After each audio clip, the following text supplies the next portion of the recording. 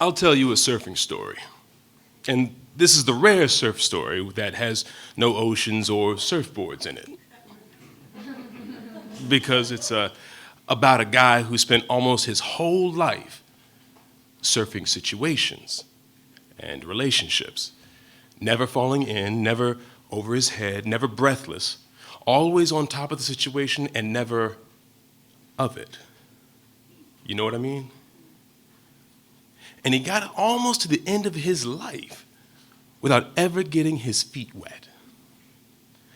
And then, as so often as is the case when we talk about his hearts being startled awake, it was a kid who knocked him off his board and into the sea, where hearts get hammered and startled and shivered and whole. But I get ahead of myself. The guy's name was Pete. He had been a terrific athlete as a kid, and then he was a terrific hand with money and investments. He made boatloads of money, got lots of girls, traveled everywhere, did every dashing thing you can imagine. But after a while, even the coolest girls would gently disentangle themselves because, as one of them said with real affection, "You never get tangled, Pete. And in the end, we see that you don't want to bother. And even someone who just wants to have fun can't stay long." You know what I mean? He did know what she meant, too, which is what stung. He got all the way to age 50 like this, looking cool on the outside and not getting birthday cards from anyone. And no one except the doorman at his condo knowing when he was sick with the flu.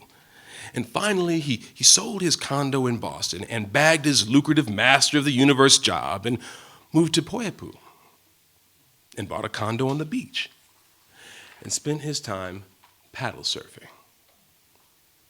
But nothing really changed.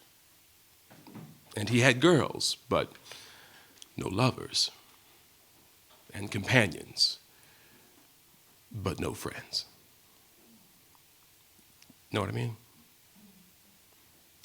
But finally, what happened was he was driving drunk and got busted. And during the whole process of getting that fixed, he met a detective who showed him the world of meth babies, kids whose parents were addicts and dumped them or burned them with cigarettes and dangled them from highway overpasses and evil shit like that.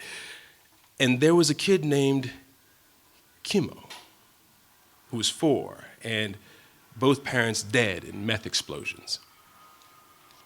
And this kid says to Pete one day at the cop orphanage, "How come you never look at me with both eyes?" And Pete says that was the moment everything cracked. He says it wasn't like in the movies, where there's swelling music and the lights get brighter. And in fact, he said he wanted to slap the kid for being rude, but he didn't. And eventually, he adopted Kimmo. It's a long story, and there's no happy ending either, because, they argue like hell, and neither one of them can cook worth 2 sentences yet, and Kimmo just got his face tattooed like a Maori for some reason, which sent Pete into a fit like you read about. But he's not surfing anymore is the point. You know what I mean?